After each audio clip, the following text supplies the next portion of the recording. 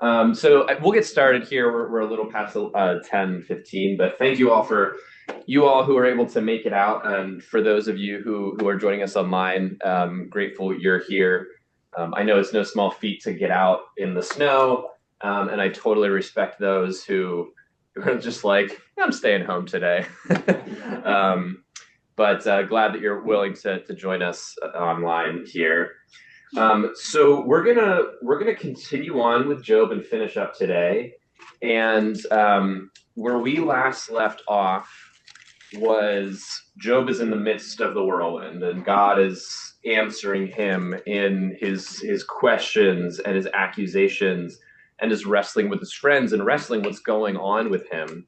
And God shows up in this whirlwind that thrusts him into a non-human centered creation. In fact, seems like there's no humans present except maybe Job in this. Before we do that, I want to open this up with just a short meditation, a short audio meditation. This is a song called "The Thing That Made You," and I don't want to say anything because I don't want to direct people's thoughts, but I want us to invite us just to wherever you are, online, in person, if you just want to get comfortable, maybe take a few deep breaths in, centering your center of gravity on the floor with your feet, and just opening your lungs and your mind and your heart to be receptive in this moment. And we'll listen to this song.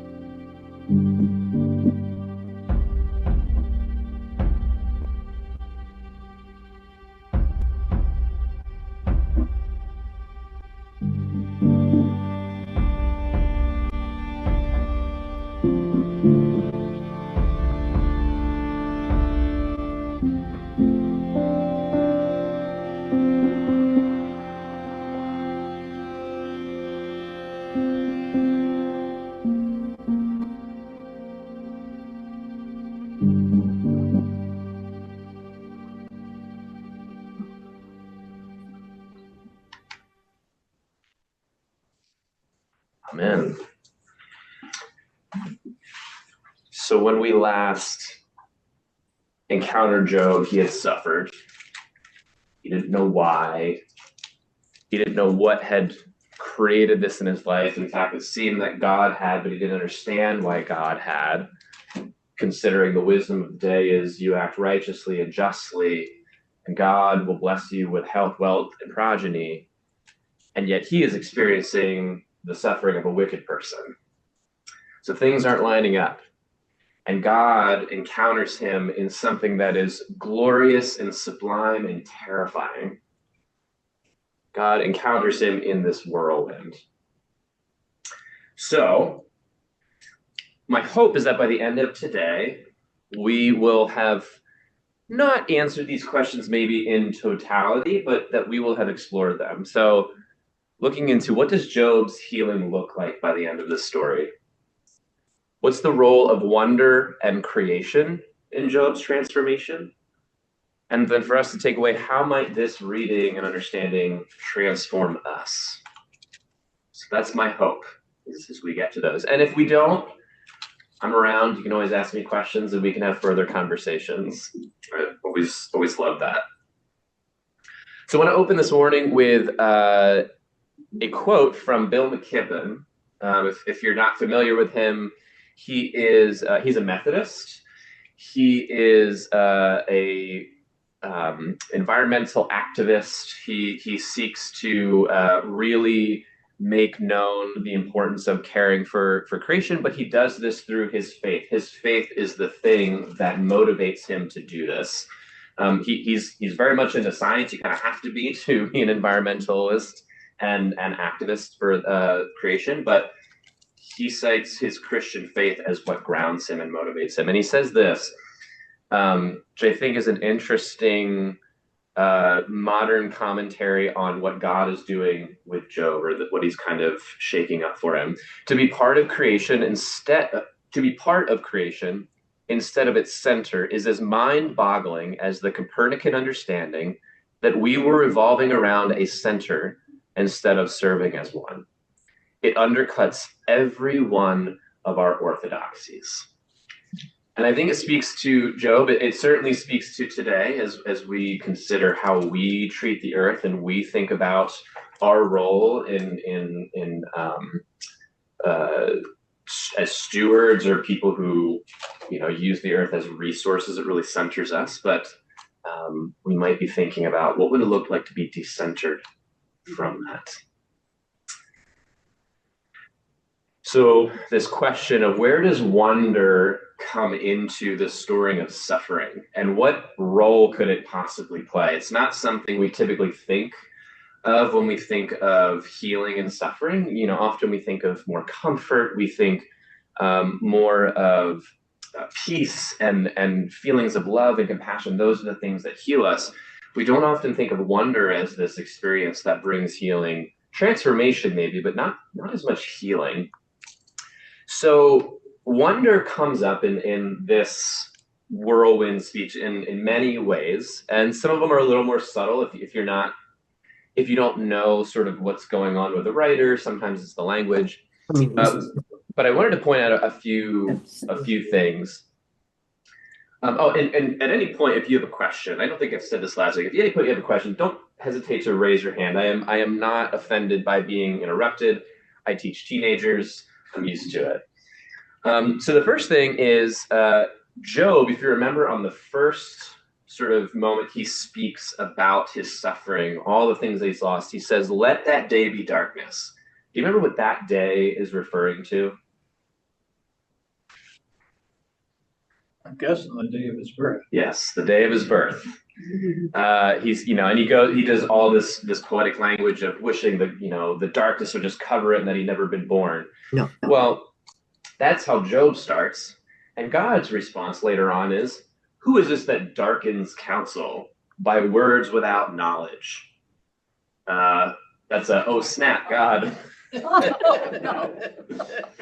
So God God's first words are kind of this playful challenge to Job of like, oh, so you're going to darken my counsel? You who wishes or desires the darkness of his day of birth. So there's, God is already coming out ready to sort of, with this playful language. Another instance, the Hebrew word yam, which is the word for womb, shows up in a few different ways. So again, Job at the beginning curses the day of his birth, says, let it be darkness, laments that it did not shut the doors of his mother's womb. And God, when he thrusts Job into creation, says, who shut in the seas with doors when it bursts out from the womb? When I made the clouds its garment and thick darkness its swaddling band. William P. Brown says God's response to I love Job, that. talking about his mother's womb, is that he paints this picture of the sea as a petulant child, as a you say, an infant with attitude. So there's this sort of playful, God's taking the womb and sort of painting this picture of, yeah, this sea, this thing that is typically looked at as a place of chaos, a symbol of chaos, and God's turning it into sort of this child that is very, spunky. Um, another, so Job, well, let me ask you, who do you think says this? But ask the animals, and they will teach you, the birds of the air, and they will tell you. Ask the plants of the earth, and they will teach you, and the fish of the sea will declare to you. If you just looking at this, who would you guess says this? God. God? Mhm. Yeah. Yeah. It's not God. It's Job. No, really? Job says this in toward the beginning. 12 is still pretty early on, but he's responding. I think it's to Zophar, one of his friends. And what he's doing, it's almost like, if you read it, he's throwing this off as like an offhand comment, because Zophar is, again, as his friends are doing, they are explaining to him why he's suffering due to the traditional wisdom of the day. You must have done something wrong. Only wicked people receive this kind of punishment. There must have been some transgression, and you're not as righteous as you have claimed to be. But he's doing it, explaining, like, here's how wisdom works. And Job responds by saying, like, of course that's how wisdom works. Even the birds and the fish of the sea know that. Like, almost like, you're dumb to possibly even tell me all this. I already know this. Like, that's just common knowledge. So he throws this off as a kind of offhand comment. Again, maybe even, as we said before, using sort of animal language to write someone off as a less than. And of course, God goes, all right, if you say so. I'm going to thrust you into creation, and you're going to ask the plants and the animals and the seas, and they will declare to you. That's exactly what's happening in this whirlwind. The creation of God, the most dangerous, wild places of creation, is declaring to God, or declaring to Job, the wonders of the universe and the reality of God. Which, I think is a playful way of saying, all right, you asked it, go ahead, go do it. Another is this image. Does anybody remember what these two creatures are? One starts with a B. Yes. Behemoth. Behemoth, yeah. Leviathan. And Leviathan. Do you remember which one's which? Leviathan is the bottom, right? Yeah, Leviathan is sort of this monster sea creature, sort of sea dragon. Behemoth is sort of this land dwelling creature. So, they're covering land and sea, but of mythic and epic proportions that no one's ever actually seen. If you can kind of imagine how we talk about dragons, it's something we've never actually seen, but they're wondrous and amazing, and yet it would be terrifying if the dragon, showed up in real life, So there's these creatures, and God says, look at Behemoth, which I made just as I made you. Now, you can read this and say, like, I made Behemoth just as I made you. Like, you are equal to Behemoth. Don't think that you are better than Behemoth. Like, that's one way, I think, to read it, especially with this translation. William P. Brown, who knows more Hebrew than I do, the word, I believe it's pronounced imach, means with you. And so just as I made you, there's that word in there actually is not just as I made you, but made with you.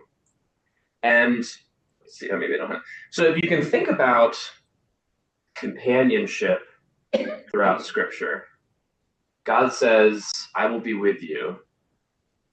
Adam is given a partner, Eve, to be with him. There's this not just equality, but this companionship. There's this strange sort of monstrous companionship here where God's going, yeah, I gave Behemoth to be with you. This thing that you are terrified as, like, you've got to actually figure out how to be a companion to this terrifying creature, my creation. So there's, again, it's this God's using this sort of shaking up of Job with this playful poetic language to help him reorient himself in where he stands in the midst of this wild, wild creation.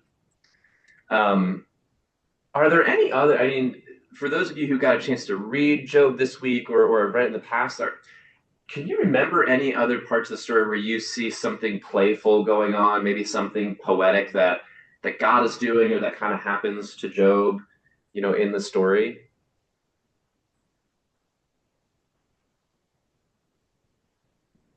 If not, it's a lot to remember. Like as I said, I was like, I would be really impressed if someone could just recall that with the 42 chapters of Job.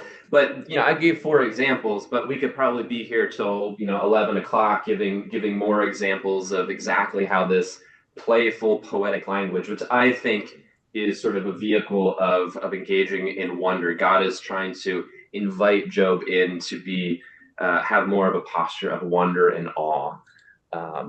But yeah, this is where we start to see like the wonder coming into the story. Now, how many of you recognize who this is? Viewers? Yes, John Muir. Yeah. As all this stemmed out of a paper I had to write for class, and turned out to be very interesting to me. And as I was pursuing this line of exploration with this book, with Job, there was a question for me that I go, it almost seems almost too cute to say, go out in creation, engage in wonder, and that will help you heal from your suffering.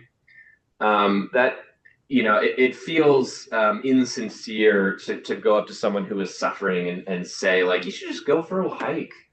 Go for a walk. Look at the birds. Like, you'll feel better. So it didn't feel sufficient. It almost felt wrong. But as I was reading about this and thinking, like, so what is that role? I did think of a couple of maybe historic figures who are closer to our time, and John Muir was one of them. I don't know how many of you know of John Muir's childhood growing up. He was from Scotland. He and his father and his brother immigrated from Scotland to what was sort of the New World, and trying to make a life for themselves, building a farm, and very religious household, Christian. I believe I've read they were part of the Disciples of Christ, which was, at least at the time, sort of pushback against the idea of clergy, and more of like each person is meant to be, a leader of the Christian faith. But his father was so religious that he would force John and his brother to learn whole books of the Bible. He would beat them. He would beat them with a belt until they learned it. If they disobeyed, they were abused.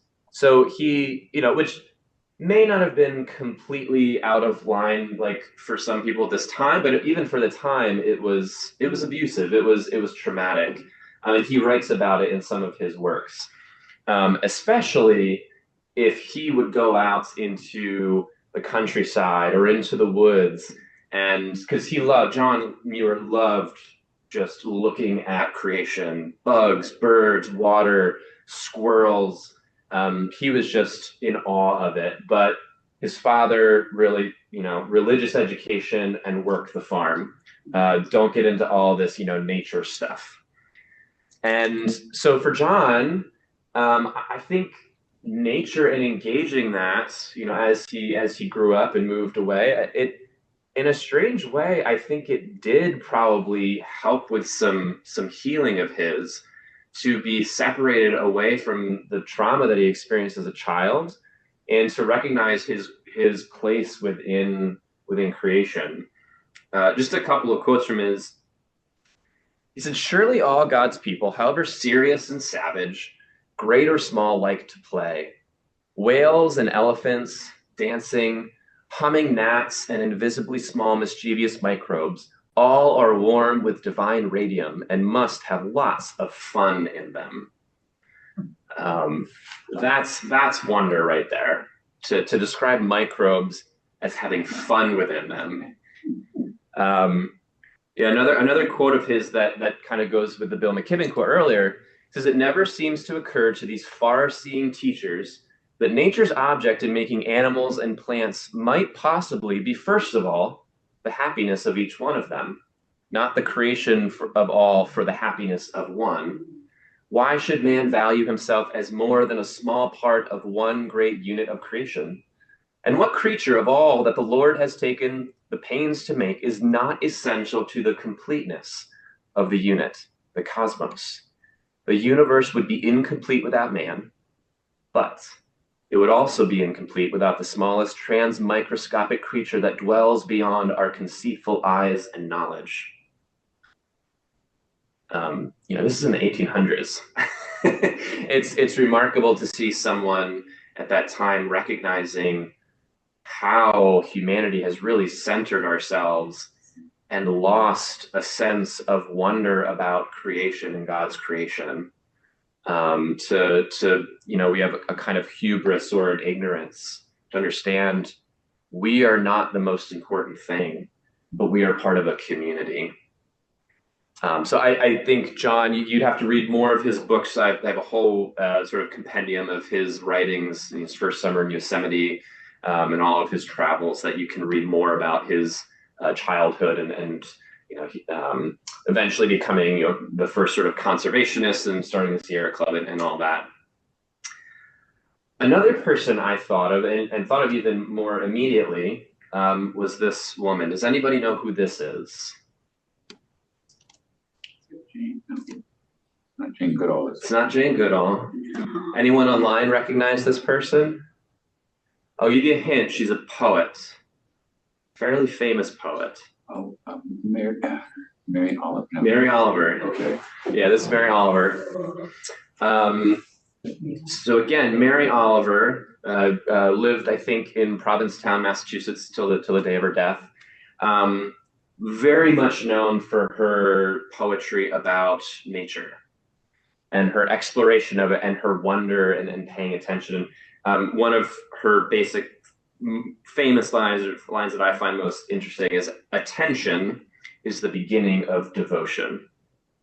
And I love that line because I think it does speak to a time of the world where attention is hard to come by, where we are going about our days and moving from next thing to the next thing, streamlining and trying to move faster and more efficiently, that we don't always pay attention to ourselves, to one another, to creation, and through those three things, what God is up to. But this line, I look at this line now and see it in a slightly different light of where it came from, because Mary Oliver also grew up in an abusive household. She had a father who was abusive to her. She was a victim of her father's sexual abuse, and a mother who she kind of describes as maybe absent from that or sort of aloof, and who knows for a woman in that kind of situation of just what do you do and how you go about that. But I wanted to read some of her poetry for us, both to get to her story, but also to connect it and help us see continue to see Job in this light of wonder. I won't read all of these, but I'll read some sections. So this first poem is called Rage, And this is a poem that she speaks directly about her father's abuse toward her. You are the dark song of the morning, serious and slow. You shave, you dress, you descend the stairs in your public clothes and drive away. You become the wise and powerful one who makes all the days possible in the world. But you were also the red song in the night, stumbling through the house to the child's bed. And there's more that she goes on there, but you get the sense of this is a tragic, sick, unjust thing to happen to a child. You know, Mary lives her life, and she goes on and continues as a child, as a young adult, as an adult, to go out into the world, to sit in the tall grass, to sit by the ocean. Eventually, she writes one of her most famous poems called Wild Geese. You do not have to be good. You do not have to walk on your knees for 100 miles through the desert repenting. You only have to let the soft animal of your body love what it loves. Tell me about despair, yours, and I will tell you mine. Meanwhile, the world goes on. Meanwhile, the sun and the clear pebbles of the rain are moving across the landscapes, over the prairies and the deep trees, the mountains and the rivers. Meanwhile, the wild geese high in the clean blue air are heading home again. Whoever you are, no matter how lonely, this world offers itself to your imagination, calls to you like the wild geese, harsh and exciting, over and over, announcing your place in the family of things. So I want to ask you, where do you see God's whirlwind in this poem? If we think about what we've been talking about, God's response to Job, where do you see themes of God's whirlwind of wonder showing up in this poem?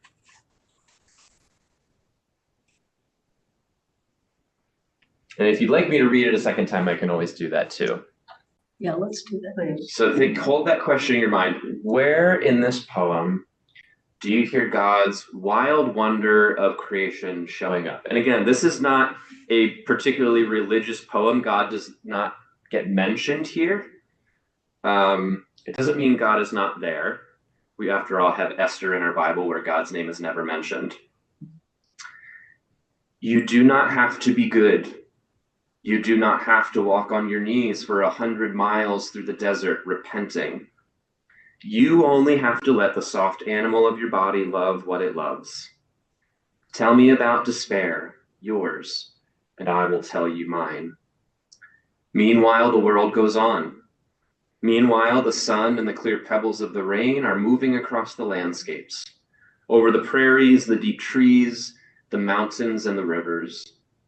Meanwhile, the wild geese, high in the clean blue air, are heading home again. Whoever you are, no matter how lonely, the world offers itself to your imagination, calls to you like the wild geese, harsh and exciting, over and over announcing your place in the family of things.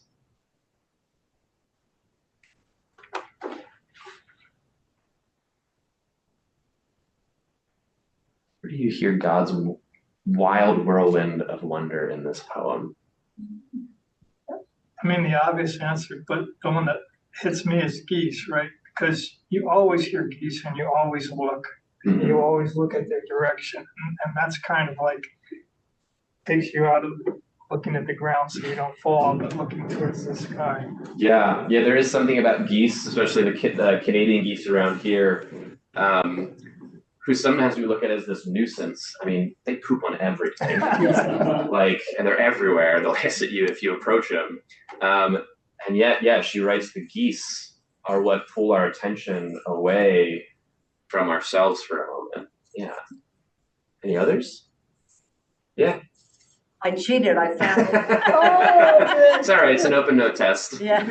But what speaks to me about, or God, is that where she says, tell me about despair, yours, and I will tell you mine. And that to me says that's God listening Mm. to me. And that, and which goes on ahead of it, let the soft animal of your body love what it loves, which says, just lean into it, just be, and God's there to listen. Yeah. Yeah, for Job, as we saw in the beginning of the story, like he was not allowing the soft animal's body love. He was like holding on tight. His body was tense, probably, if I had to imagine. Yeah, yeah, I love that of God listening to your despair. 30 some chapters, God's probably listening to what's being talked about and Job's despair. Yeah. Anyone online? Thoughts, reflections?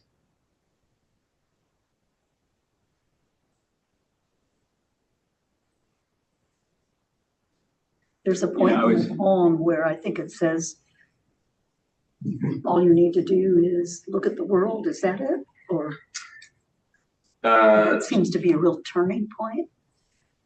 The world offers itself to your imagination, over and over announcing your place in the family of things. Well, I was struck by the real almost shift of attention. Mm. So going from focusing on me, which is not a bad thing, right? The despair is real, Yeah. But suddenly it's like you lift your eyes and the first thing she mentions is the sun and the rain. Mm. So there's this wonder going on around you that doesn't, as I think about it, it doesn't minimize what's going on in you. Yeah. I don't know if it puts it in perspective is the right word, but maybe another way, it gives you a place. Yeah. But that's what she keeps unfolding it, but it starts with the clear pebbles of rain. I love that phrase. Meanwhile, the sun and the clear pebbles of rain are moving across the landscapes, over the prairies and deep trees, the mountains and the rivers. Yeah. Yeah, there's a pulling outside of ourselves. There can even be a pulling, for people who've experienced trauma, removing yourself from that situation is sometimes needed. And it can be narcissistic. Yeah. In a short, you got to face it, but yeah. It can be, and that's where the balance can be of eventually you've got to face it, and you also need places that you can have the space to heal. It's hard to heal when you're just sitting in it and you're in it. And for Mary Oliver, it seems that creation, in a way, became this place that gave her space to heal from that. And I think it's interesting that one of her, I gotta find, put all my sticky notes here on these. So she has a later poem called The Visitor, or A Visitor, which is also about her father, but it seems that it is later on in her life, she's an adult, and her father is coming to her door. My father, for example, who was once a blue-eyed, who was young once and blue-eyed, returns in the darkest of the nights to the porch and knocks wildly at the door. And if I answer, I must be prepared for his waxy face, for his lower lips swollen with bitterness. And so for a long time I did not answer, but slept fitfully between the hours of rapping. But finally there came the night when I rose out of my sheets and stumbled down the hall. The door fell open, and I knew I was saved. And I could bear him, pathetic and hollow, with even the least of his dreams frozen inside him and the meanness gone. And I greeted him and asked him into the house, and lit the lamp, and looked into his blank eyes, which at last I saw what a child must love. I saw what love might have done had we loved in time. So she's seeing this later on with her father, able to see him, in a better light, almost I can let it go in a way, to see, this was a really troubled man. She says pathetic and hollow. and she's removed enough. She's found enough healing that she can even see what could have been had this man not been troubled so much that he would abuse his very daughter in this way. So again, I wanted us to just enter into a couple of maybe more modern examples to see how creation and wonder may play a part in our healing. And I don't think it's something, like I said earlier, you say like, go for a walk in the woods and you'll be fine. Like and some people say like, that's my therapy. Okay, like maybe it's a part of your therapy, but also we need to face things too. So, but wonder and creation, I want to offer us the possibility that it plays a role in our healing and transformation more than we sometimes give it value for it. And this is where I want to finish out with Job. So Job, after God has answered him, has responded with this non-human creation, has plunged him into a terrifying scene in the whirlwind. Job responds in these ways. Therefore, I've uttered what I did not understand, things too wonderful for me, which I did not know. I had heard of you by the hearing of the ear, but now my eye sees you. There seems to be a different kind of knowing. Knowing in the wisdom tradition of Job is, yeah, I know the sayings, I know the precepts, I know the things I'm supposed to do, and I will do them. But it seems like something was missing. It seems like in the midst of that, he had been disconnected from God and maybe hadn't seen with his very own eyes sort of what God is doing or who God is or how God works in the world and in his very own life. So there's this kind of breaking open for Job toward the end. And then he says this, therefore I despise myself and repent in dust and ashes. There's a lot of scholarship about what does Job mean by this. That's a pretty, maybe in some ways perplexing response. At the very least, that the despise myself is hard for me to wrap my mind around. I certainly don't think it's what God wants. God doesn't go like, you are not the center of all things, so you should despise yourself. That doesn't seem like a God of love and grace. But there is this idea of repent, which at its core is essentially a changing of direction or trajectory. It can be about, I've lived my life this way and it was harmful and I hurt myself and others in this way, and I've somehow seen the light and I'm going to try to change my life this way. It's more than just saying, oh, I'm so sorry. It is truly a reorientation or like an attempt to reorient ourselves. There's another interesting reading again, William P. Brown, who knows more Hebrew than I do. He offers a translation based on the word for despise myself and repent. So he translates it this way: therefore I waste away, yet am comforted over dust and ashes. What changes here? How does, for you as you read these, how does the meaning of that phrase change for you? What do you see? It's happier. It's happier?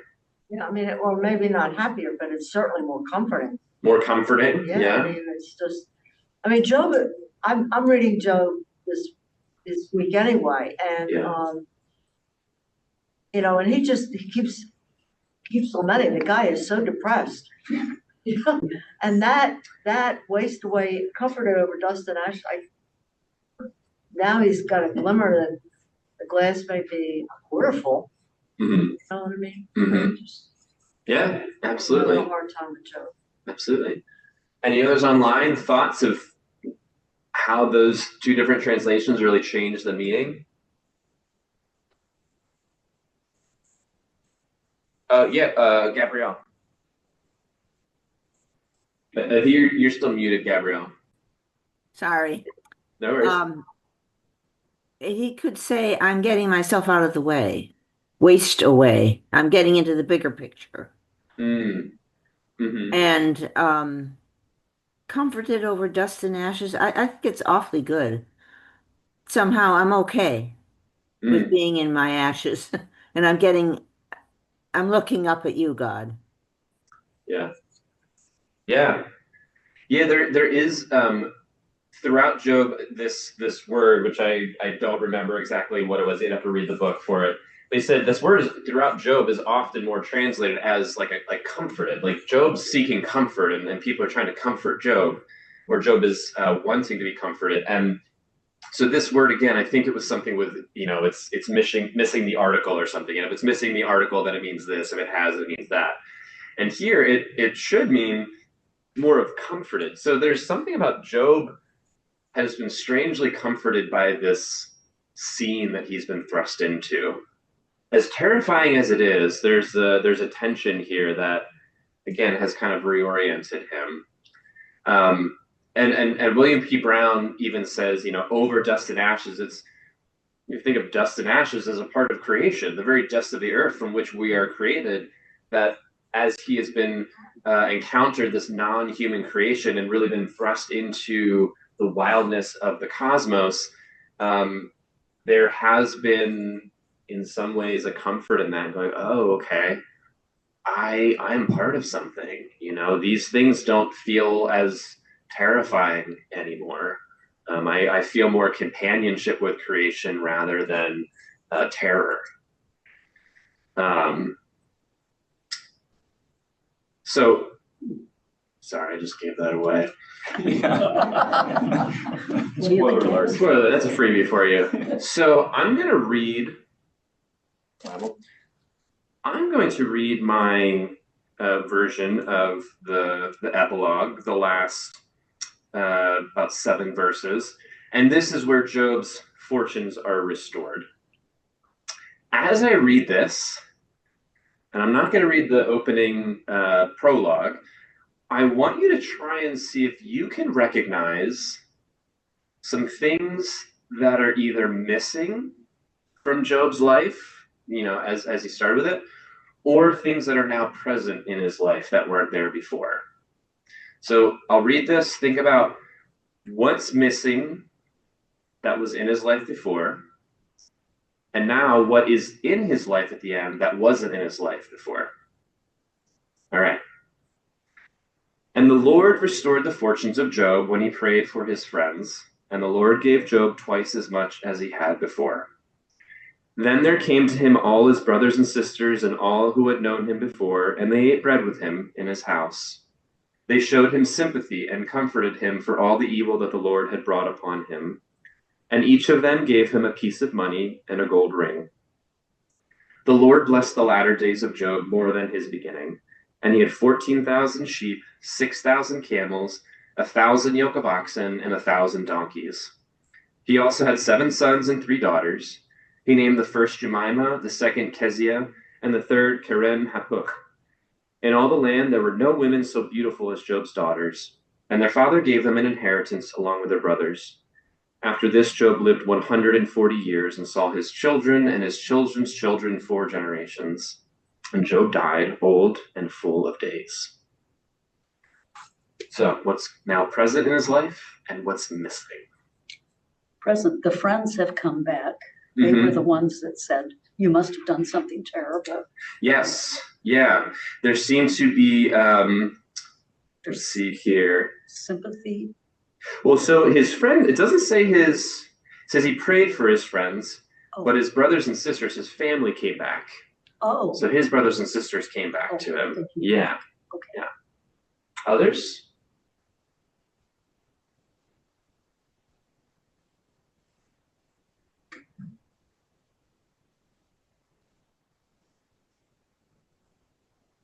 I did give you a hint for the first one, if you remember what was on the screen. All right. I'll give them to you. There are a lot of things. Some of the more obvious is God blesses Job by giving him twice as much as what he had before. So we had 500 donkeys. He now has 1,000 donkeys. So Job gives it back, twofold with his, at least his possessions. But some things that are present, or things that are not there anymore that maybe are a little bit more subtle that I find really fascinating, are these 4 things. So first, Job finally feasts with his family.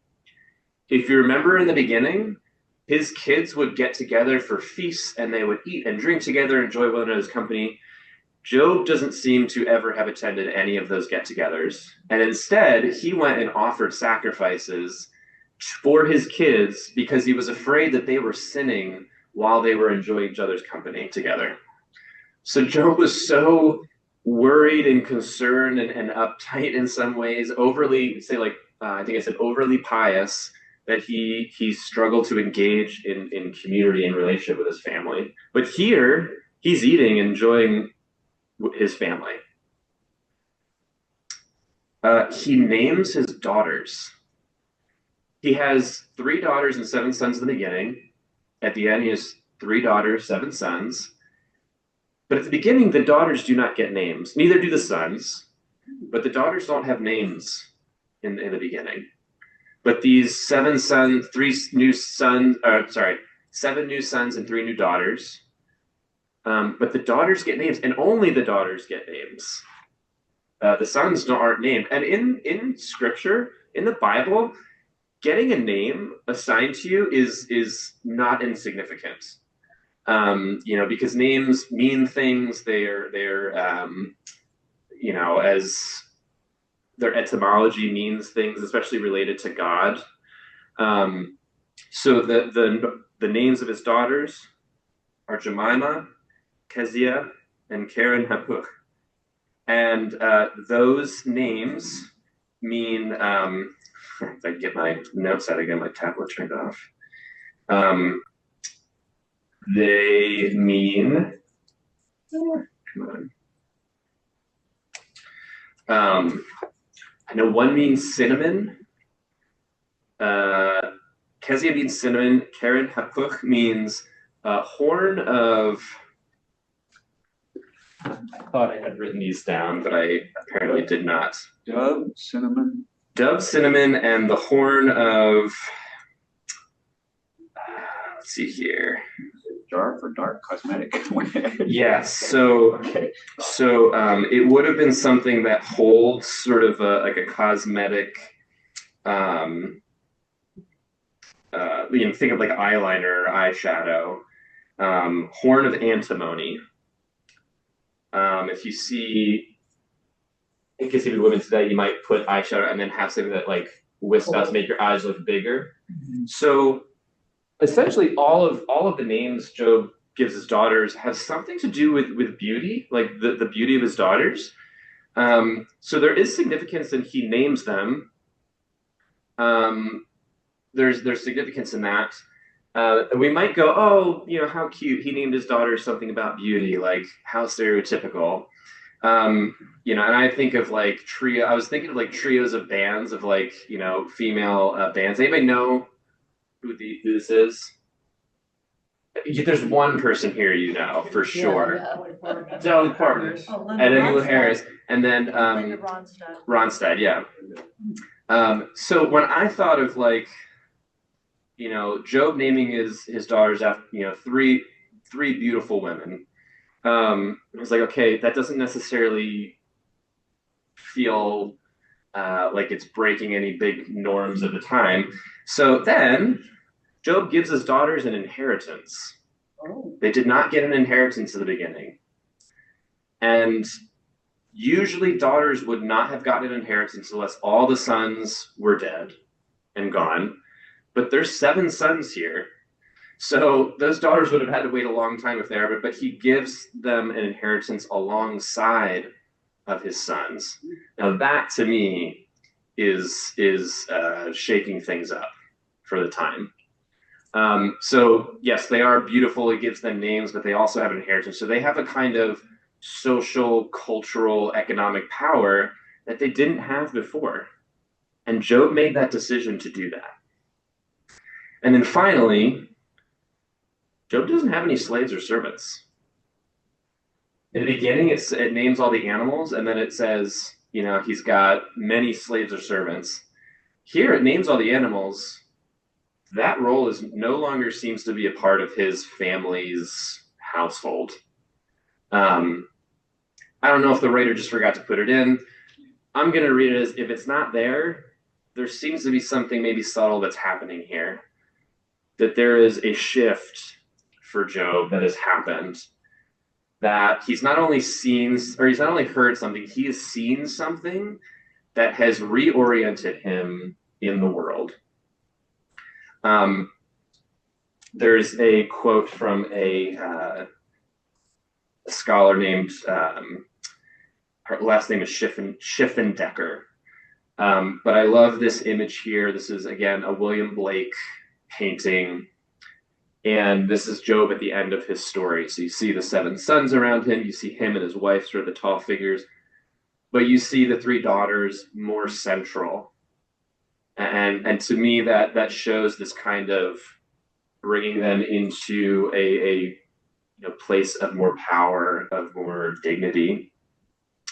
But this is how Job is described at the end. Job chooses to live his life again.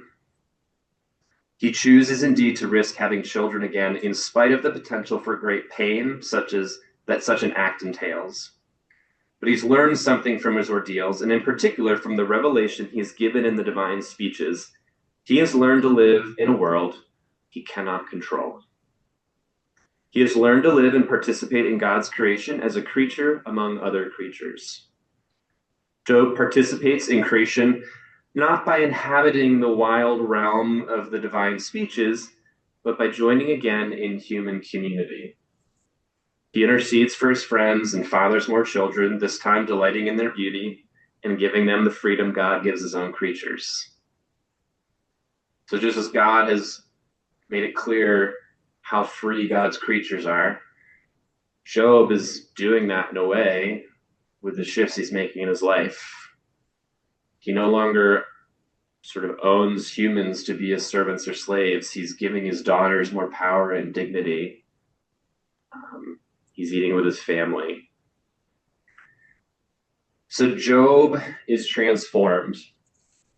He's transformed in a way that has, from as I've heard it described as patriarchal prudence to gratuitous compassion. That the politic of social and economic and theological and cultural assumptions of the time, we can sort of name that sort of hegemony, is sort of broken open a little bit. And, Job starts to live a little bit differently. So I want us to consider these questions again. Yeah. You use the word gratuitous compassion. Mm-hmm. So that creates a speed bump in my mind. Okay.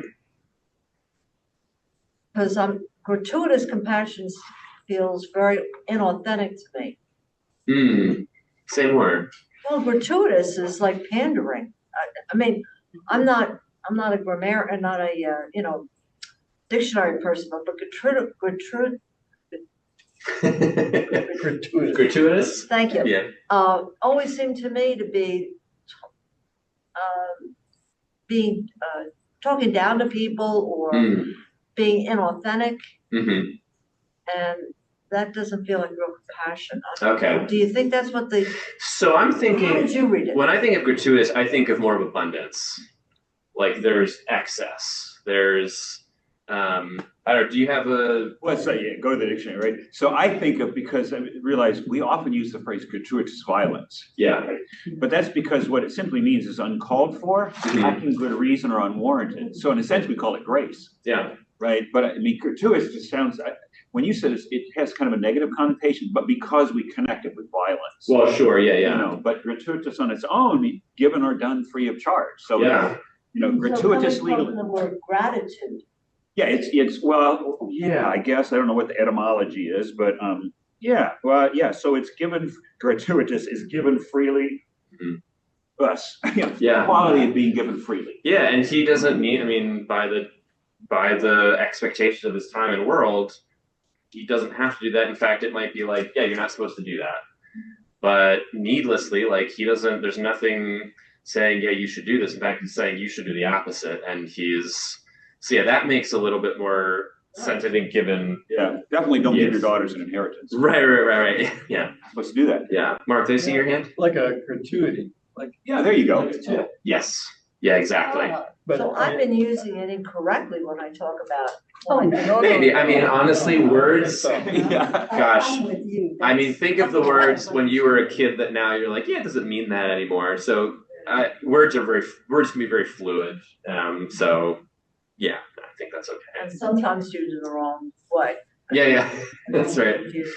Like, So yeah, what does Job's healing look like? Well, I think it looks like he's, both he's found a comfort. I think there's been an internal comfort. So there's been this internal healing. And I think healing has also shown up in the transformation of his life. So it's not just, oh, I feel better now about myself, but it's now I feel more grounded and in a way that has changed the very trajectory of my life, how I live my life, how I live in relation and connection with others, myself, God, creation. There is this like tangible thing that has shifted. he seems more balanced because when his kids were off feasting, he felt guilty about that and was making sacrifices. And I can think of the teachers I had when I was in grade school. I went to a Catholic grade school, and they would say, well, if you're smiling, that means you're sinning. Okay. So I can't say that I ever really got over that, but that's the wrong message to give to kids. Yeah. I can tell you that. Absolutely. Absolutely. Yeah, it is. That's such an interesting thing to teach a child. Yeah. They weren't very well balanced. Yeah, I would say so. Yeah, and then what is the role of wonder in creation in there? I think in some ways God invites Job, who has this very strained relationship. It doesn't seem like his fear of the Lord is based on wonder. It's that fear that walks on eggshells. And there's something about being plunged into creation and God saying, just open your eyes and let go and look at this. Look at this. That wonder is found through this encounter with God and through him asking the beasts. So my last question, which I want to share, I know we're going to go a little bit over, so I hope you guys will stick around, is how might this reading transform us? And I'm going to try and move through this somewhat quickly, but not too quickly. I had mentioned through this, I've been looking and learning about the work of a current sociologist in Germany named Hartmut Rosa. And I think his read on our current time in the world, modernity, is spot on in many ways. I think it's a fairly good read of what's going on. But also I found some interesting connections I found with this story of the whirlwind and Job's fear and how we live in fear and coming into right relationship with ourselves, creation, others, and God. But Rosa begins sort of how we relate to the world with this statement. He says, the way we're related to the world is not determined simply by the fact of our being human, of like, okay, we're human, this is this, that's that. But we learn and become habituated to certain practical attitudes toward the world that goes beyond our cognitive worldview, our conscious assumptions and convictions about what exists in the world and what the world is all about.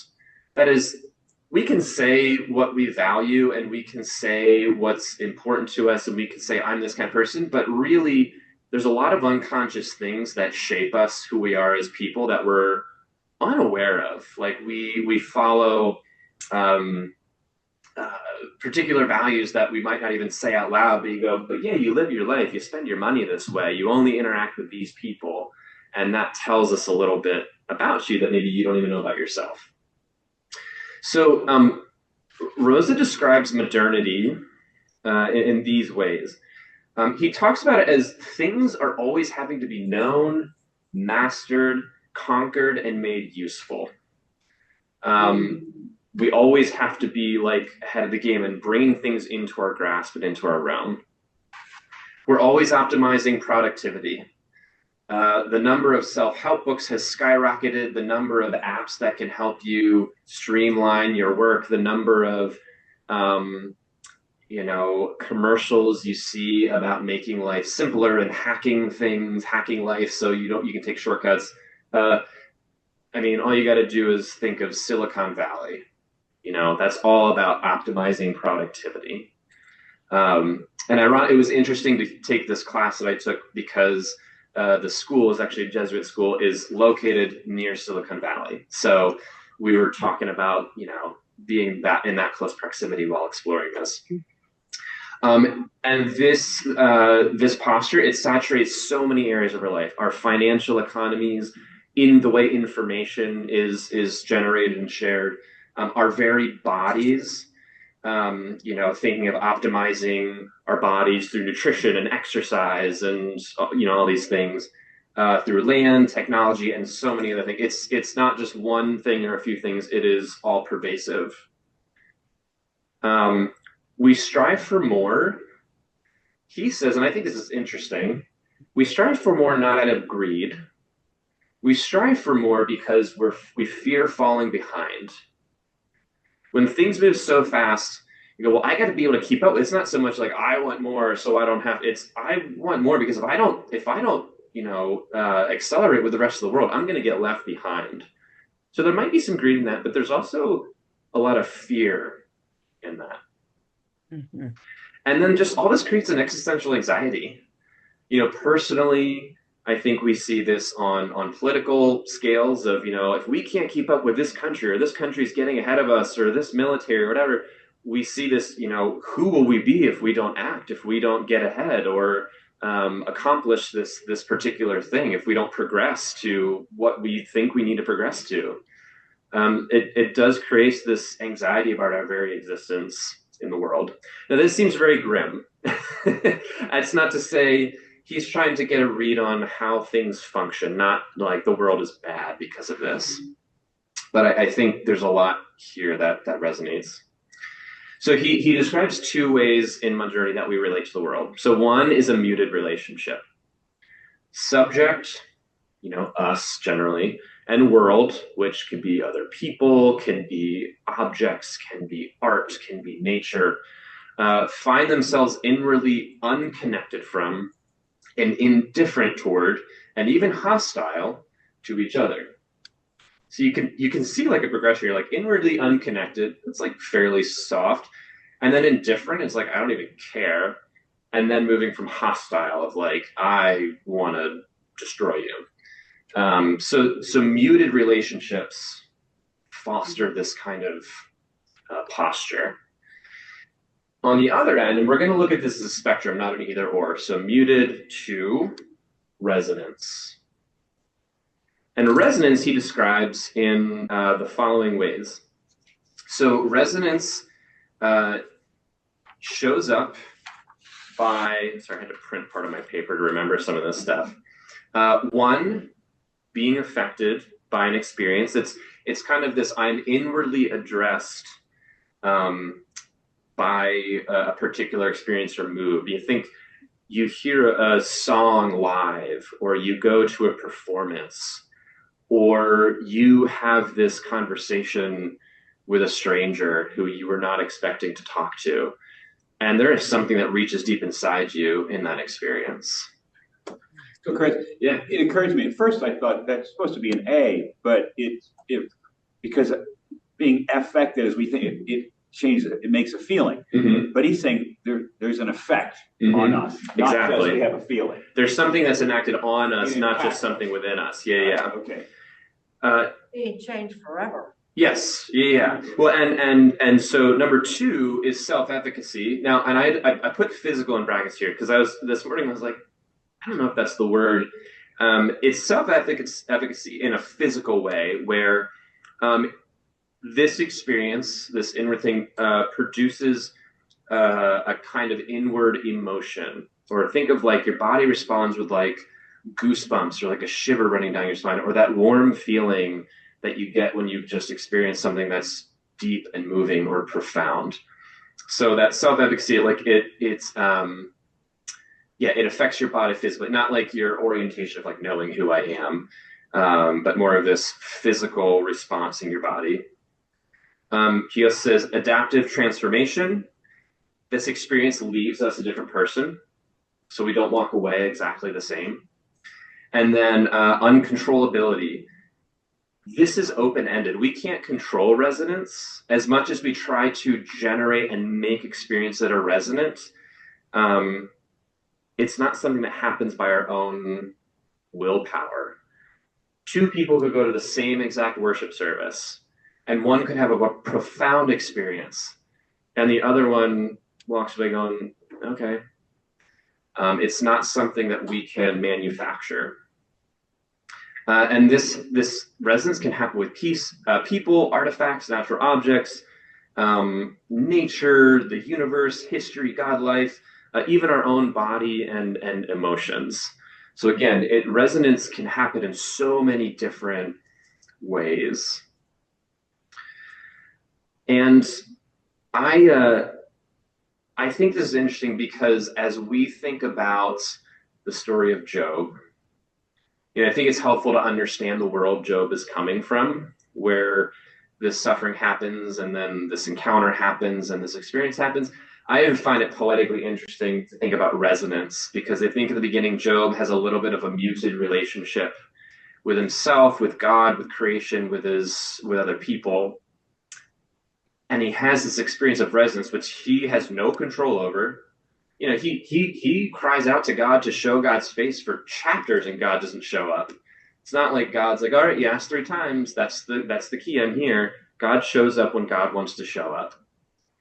And the idea of a whirlwind, have you ever heard, wind, let alone a tornado or a whirl? I mean, there is resonance happening. The air is humming, trees, the leaves are resonating. Like there is poetically this experience of resonance in that image of a whirlwind, which I find really poetically delightful in thinking about this and thinking about Hartmut Rosa's sort of terms. And through that, Job is left a different person. He walks away a different person. So thinking about us, I present this last little bit of this is the world that we live in. And how are we to seek transformation, or how might we find healing in a world where often our relationships are muted, where we can be pulled further and further away from each other by things that generate divisiveness, or the way who and what we give our time to. In an age where time is currency and we're always trying to optimize it, that doesn't seem like a very healthy way or good way to live in the world. So how might we be transformed given these modern realities? And how might we find healing given these modern realities? And I think the question always underlying that is, where is God in the midst of all that? So those are the questions. I was hoping to get to this before 11:15, so we could spend a little bit more time on imagining what that might look like together. But for the sake of time, I want to send you out with those questions, because I also don't want to. I don't know if I have answers to those questions. I don't want to say like, here's the answer, go do it, because again, that seems like what Job is saying not to do. In fact, I find it interesting that God says Job was the one who spoke rightly about me, even though Job was, cursing the day he was born and raging against God and coming very close to cursing God. and all Job's friends were saying the right things, and Job's like, yeah, you spoke wrongly. Job was the one who spoke correctly. So however we answer these questions, I think at the very least, we can say we're probably going to have to wrestle with it. And it's not always going to come with a clean-cut answer. It may take time. We may not experience or receive an answer exactly when we want it to. But hopefully, if we can enter into that, if we can open ourselves to, if we can open ourselves to being honest and open with God in the midst of life sufferings, in the midst of, the times where we just feel like the world is so muted. Maybe we can posture ourselves in a way that we will experience resonance. It may not be a giant whirlwind. It may be in the small, still moments, but I think we will probably experience that. Yeah, Anne. So I want to share, because for me, I've just had, thanks to you, a profound experience. Because some things came to get together, whether you meant them to divine intervention or what have you. When you asked us when you brought to our attention the Mary Oliver poem, and I said, what resonated with me was, tell me about despair, yours, and I will tell you mine. And then in the resonance part where you talked about talking to other people and being affected by and being changed, I feel that in a way that can be a vehicle to talk to for me, right? Talking to other people is like praying out loud because it helps me to work out, particularly people in my faith where I share faith. And that I see as angels that God has sent to me that helps me work out some of my despair. Because like I say, Job, that man has serious depression as far as I'm concerned. And I can't get past that. You've helped me to, look for the other side of it. So I think that, I don't know if I'll be transformed, but I certainly can find healing by talking to people that share my faith, that share my belief in God, that share the Christian beliefs, and that will help me to heal some of like everybody else in this room, I've had trauma. So yeah, I'm not a big poetry person. I have a hard time with it, but that poem, I could see where people liked Mary Oliver. So I want to thank you because it worked for me. Yeah, I'm glad. I'm glad. As you were saying that, I struggle not to connect theology and faith with pop culture. There's a movie out that's been out. It's on Netflix. I think it's been in theaters called Wake Up Dead Man. It's part of if you've seen like Knives Out series, Detective and everything. And I think that movie says a lot about the power of human relationship and connection. I won't say why. I mean, there's a whole thing with solving the murder and everything, but it's a young priest who says, it's not about fighting the world. It's about going out and being the hands and feet of Christ to the world and embracing them with compassion. And you see him struggling with this. How do I still be a person who connects on a very personal relationship level with others? Because that's what we're really seeking a lot of the time. So this was my hypothesis at the beginning. Who knows if I actually got there, but the way I read this is God's wonder-filled whirlwind speech is an event through which Job is brought back into free relationship with his creator and with the community of creation of which he is a part. So my hope is that was communicated and shared and explored through this. And I am so glad that you all took the time to come listen and engage and converse and share, and hope you leave transformed in some small way. So thank you all. And thank you all for joining us online as well.